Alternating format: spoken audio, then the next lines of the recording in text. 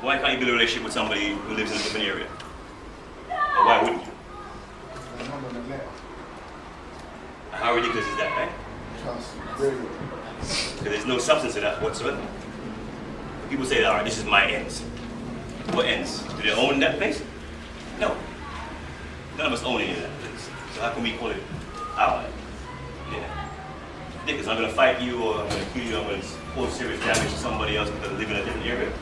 And when we look at each other, we look the same. We've got more in common than we haven't got. So how do we go about building a relationship with people just because they live in a different borough, or live in a different, Has anyone ever tried to do that? Go into another area and build a relationship with people. Just like that. Not just like that. I want to know how you would. I'm not telling you how to do it. I would know how you would think you may go about doing something like that. How would you approach something like that? I think maybe if you have a relative in that area, you might build a relationship with people in that area. But you cannot just go there because you don't know anyone there, you don't know much about the area. But if you have someone who lives there, like a family or something like that. And they know that you've got family there, so you're saying to leave you alone. Is that true?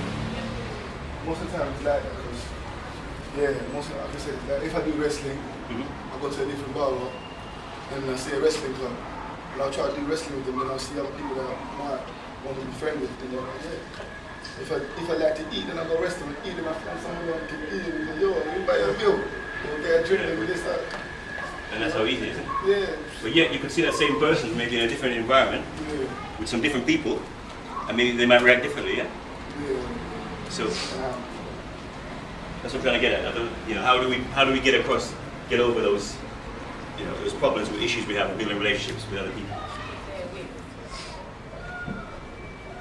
But because you still have the same mutual goal or aim, or you've both got to get through something, you become quite dependent on each other. And I'll kind of drawing on the experience that you shared about being a doorman.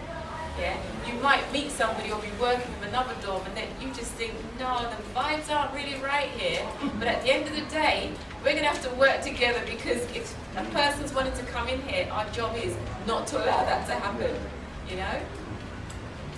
So you find some kind of common ground to actually make that relationship work for that purpose. It may not be long-lived,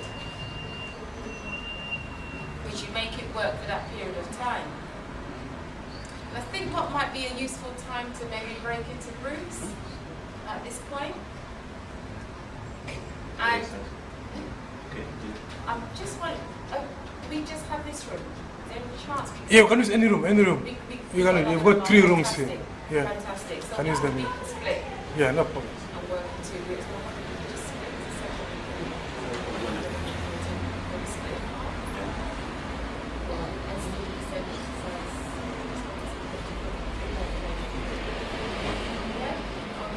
We're just working through, because we had one set plan, but we're just negotiating with you in terms of our numbers and work with it. I think what we'll do is actually maybe split the group roughly half. Yeah, roughly about half. And we'll actually break down and look at some questions and look at some different types of relationships.